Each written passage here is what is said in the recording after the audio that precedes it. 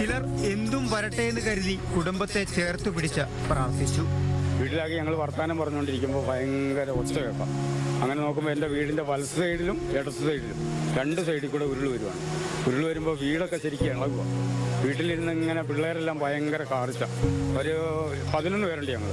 അപ്പോൾ അവർ കാറിയപ്പോൾ ഞാൻ പറഞ്ഞു, മക്കളെ നിങ്ങൾ കാറുണ്ടാ പോവുകയാണ്, നമുക്ക് എല്ലാവർക്കും കൂടെ ഒന്നിച്ച് പോകാം. ഞാൻ അവരെ എന്തായാലും രക്ഷിക്കാൻ വിളിച്ചാണല്ലോ.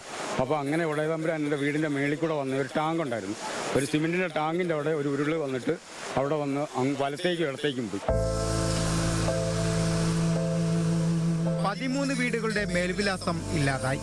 നാടിന്റെ ദുരിതവര മാറ്റിമറിച്ചു. ദൈവത്തോളം സ്നേഹിക്കുന്ന സ്നേഹിതരില്ല, ദൈവത്തെ പോൽ കൂടെ നിൽക്കും കൂട്ടരുമില്ല, ദൈവത്തെക്കാൾ കാത്തുകൊള്ളും ഉറ്റവരില്ല, ദൈവം തുണയില്ല എങ്കിൽ ഒന്നുമില്ല. ദൈവത്തോളം സ്നേഹിക്കുന്ന സ്നേഹിതരില്ല.